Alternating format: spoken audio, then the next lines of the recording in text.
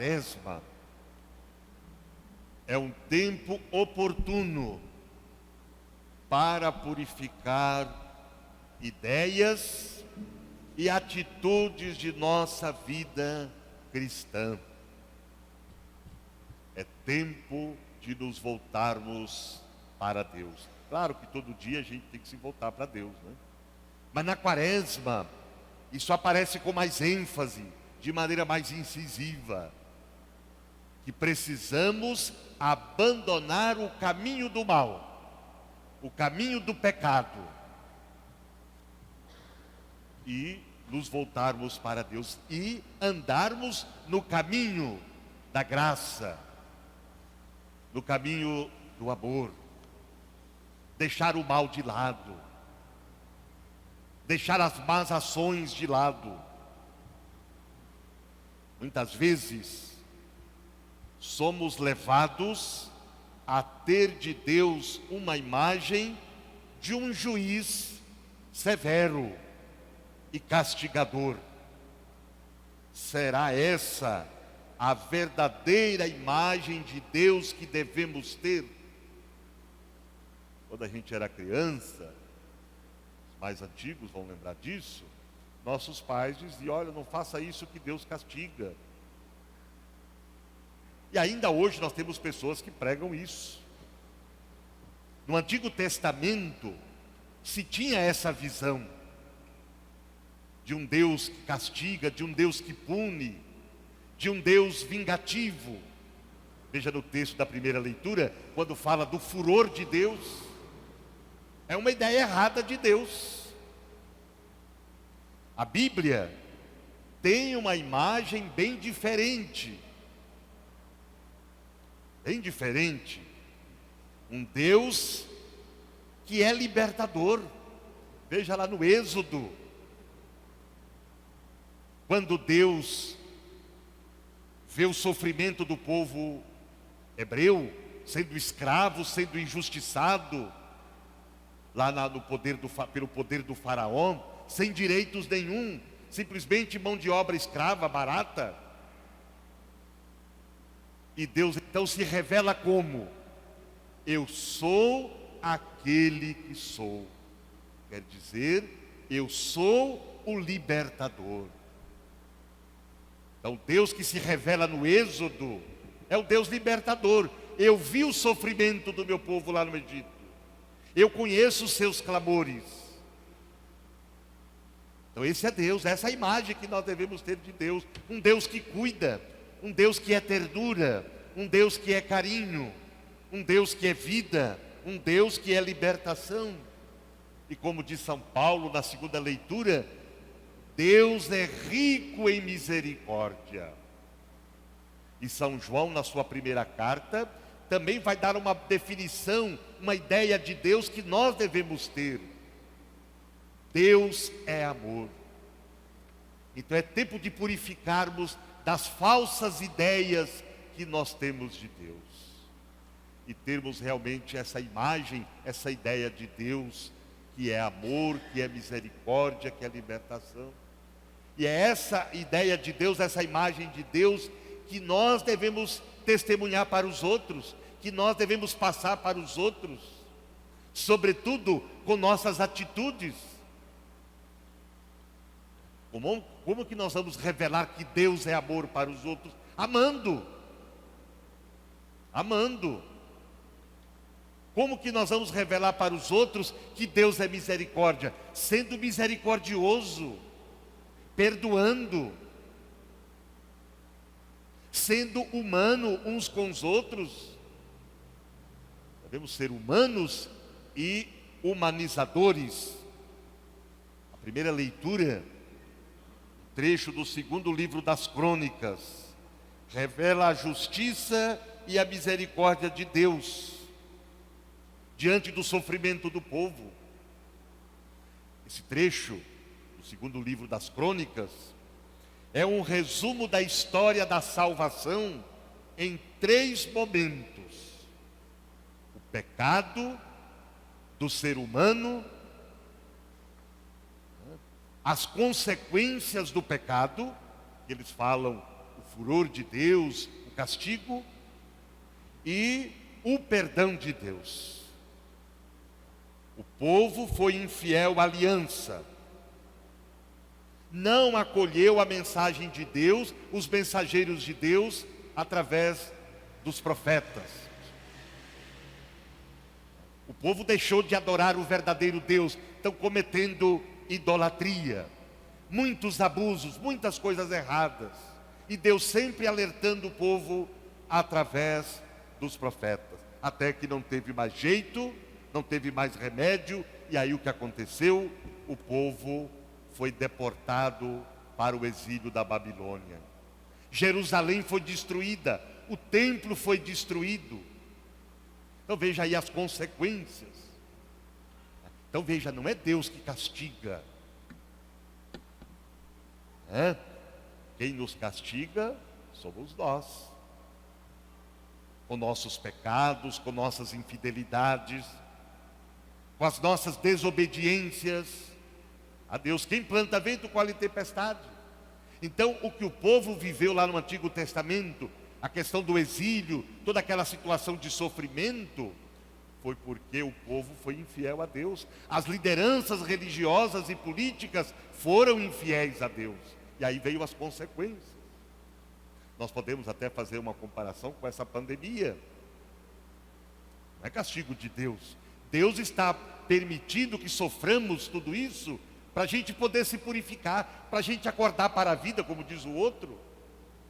Porque nós vivemos num mundo que cada vez mais vai se distanciando de Deus, vai renunciando a Deus. Um mundo em que cada vez mais o que prevalece é o egoísmo, é a ganância, é o ter, é o lucro. Num mundo em que não se valoriza a dignidade humana das pessoas, em que não se respeita os direitos da pessoa humana. Então podemos dizer isso. Que se preocupa mais com o dinheiro, com o poder, do que com a ciência, com políticas públicas de saúde, de educação, de moradia e assim por diante. Veja, que coisa mais triste, que dói, realmente dói, vendo pessoas morrerem por falta de socorro, porque não tem vagas nos hospitais, nas UTIs. Por que não? Isso é fruto do egoísmo. Isso é fruto de um modelo econômico que não privilegia o ser humano, que privilegia o econômico, o ter. Por que tiraram os hospitais de campanha? Mesmo porque também o hospital de campanha não era o correto. O correto é estruturar melhor a nossa rede pública de saúde, valorizar mais o SUS. Porque se realmente houvesse mais investimento na saúde pública, no SUS, não estariam morrendo tantas pessoas sem socorro. Não. Então é isso que nós também devemos refletir. Agora nós vamos viver de novo, não é, a situação de emergência, esse isolamento. Aí muitos estão criticando o governador, sei lá o quê, porque o comércio está quebrando, os pequenos empresários estão quebrando. Mas qual que seria a saída para evitar tudo isso? Seria apoiar os pequenos empresários, pequenos comerciantes, investir neles, dar apoio para eles, voltar à ajuda emergencial. Mas por que isso não é feito? Porque o modelo econômico que nós temos é um modelo que exclui, é um modelo que mata. Não é um modelo econômico que pensa nos pequenos, nos pobres, nos necessitados, nos vulneráveis. É um governo que tem dinheiro para salvar bancos, para salvar os grandes empresários, os ricaços, mas não tem dinheiro para salvar a vida dos pobres, dos pequenos comerciantes, dos pequenos empresários. Tem dinheiro para eleger o presidente da Câmara, mais de 3 bilhões, para eleger o presidente da Câmara, para estar a serviço de seus interesses. É por isso. Tem dinheiro para tantos gastos exorbitantes. Vocês viram há uns dias atrás, leite condensado, peixe e não sei mais o quê. e não tem dinheiro para ajuda emergencial, para ajudar o pequeno empresário, o pequeno comerciante. Então veja, em todas essas situações, vocês viram uns dias atrás, por exemplo, falando que ia demitir lá o presidente da Petrobras porque não estava de acordo com o aumento da gasolina, mas tudo isso foi teatrinho, foi palanque. Porque pode sim mexer na política de preço dos combustíveis da Petrobras, mas por quê? Porque o mercado fica nervoso. Quer dizer, esse modelo econômico é o modelo que se curva diante do Deus mercado. Porque senão vai tirar lucro. Então tem que se curvar ao mercado, a esse modelo econômico perverso, diabólico. A gasolina já está passando de R$ 5. Olha o preço do gás de cozinha, o preço do óleo diesel. Então, quer dizer, por que demitiu o presidente da Petrobras? Porque ele não estava a serviço dos interesses do governo. Então é isso. E todo mundo achou que o governo estava sendo bonzinho, que ia abaixar o preço da gasolina. Não, tudo isso foi teatro, foi palanque, populismo.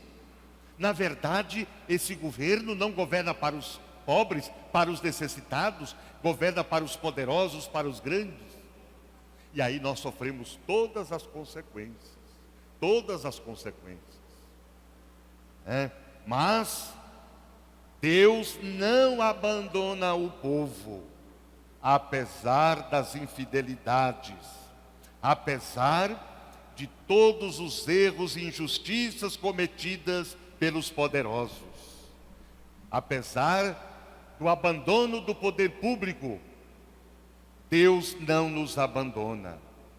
Deus o conduziu de volta à sua terra. Deus é mais misericórdia. Então veja bem, quando o ser humano renuncia a Deus, prescinde de Deus e escolhe caminhos de egoísmo e de autossuficiência, está a construir um futuro marcado por horizontes de dor e de morte. Por isso é preciso voltar-se para Deus. Não se pode renunciar a Deus. Não se pode renunciar o projeto de Deus, o amor de Deus.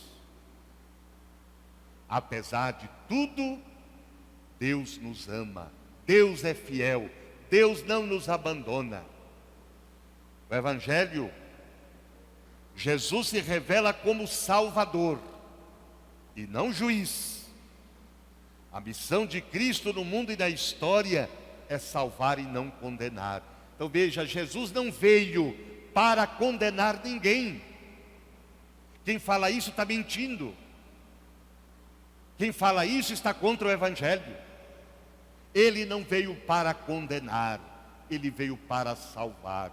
O prazer de Deus é a nossa salvação. Deus não quer que nenhum de nós se perca. Ele quer que nós sejamos salvos. Por isso ele nos mandou seu Filho. Deus amou de tal maneira o mundo. O mundo no Evangelho de São João é a humanidade, somos nós. Deus amou de tal maneira o mundo, a humanidade, que enviou seu Filho para salvar a humanidade, não para condenar. Quem condena os outros, quem julga os outros, é porque não ama. É porque não acolheu o amor de Deus na sua vida. É porque não experimentou o amor de Deus na sua vida. No deserto, os hebreus olhavam para a serpente levantada por Moisés como sinal de cura e libertação. Faz lembrar a cruz, onde foi levantado o Filho do Homem. O Filho do Homem é Jesus, é um título dado a Jesus. Da cruz de Jesus brota a vida, a libertação, a salvação, a esperança. A olhar com fé para esse sinal, para a cruz, nós somos salvos, nós somos libertos. Na medida em que trilhamos o caminho de Jesus, se preciso for passando pela cruz, nós temos a vida, nós temos a salvação. Quem crer será salvo. Quem não crer será condenado. O que é crer em Jesus? Não é simplesmente dizer eu acredito, mas crer em Jesus é aderi-lo plenamente. Crer em Jesus é aceitar a sua palavra, os seus ensinamentos, é aceitar de viver e agir de acordo com a sua palavra, com os seus ensinamentos. É assumir a sua forma de vida. Então, crer em Jesus é assumir a sua forma de vida, é ter o estilo de vida de Jesus, é ter os sentimentos que havia nele. Crer em Jesus é acolher as bem-aventuranças do Evangelho.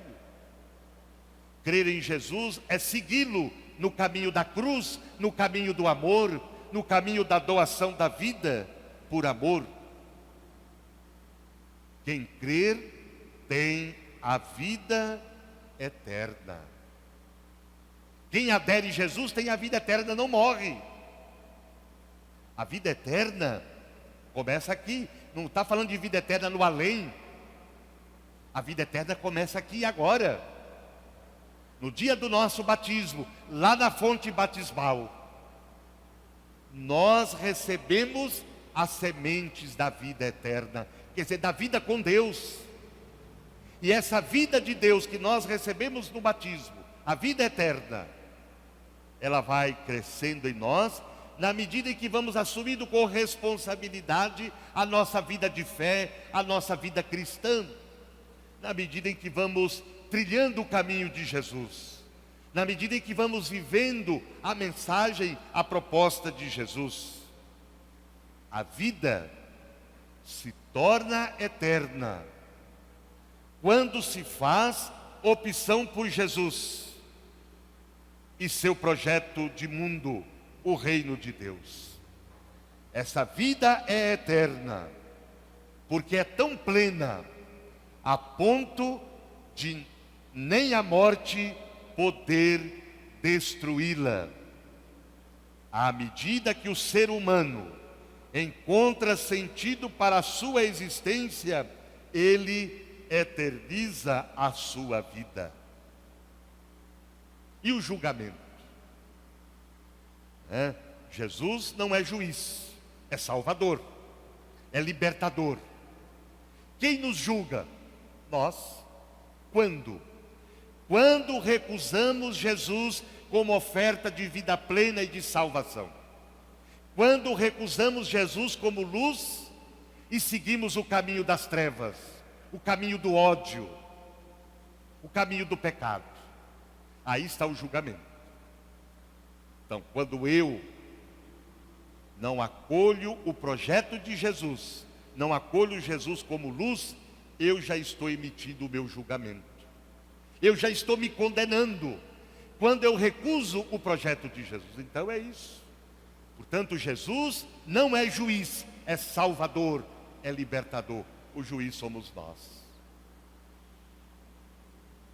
Acolhamos nesse tempo quaresmal, com mais força, o projeto de Jesus. Nos purifiquemos da falsa ideia, da falsa imagem que nós temos de Deus e de Jesus. Que entre na nossa cabeça e no nosso coração essa imagem bonita de Deus. Deus é rico em misericórdia. Deus é amor. Nada de ficar com essa ideia, botando medo nas pessoas. Nós não temos que ter medo de Deus. Ter medo de Deus é pecado. Quando se fala temor de Deus, que é um dos dons do Espírito Santo, temor de Deus é isso, é não querer ofender a Deus. Nós não temos que ter medo de Deus. O que nós temos que ter medo é de ofender a Deus, é de recusar Deus, é de ver Deus como Salvador, como libertador. Então não temos que ter medo de Deus. Se alguém ensina isso para vocês, vocês não acreditam.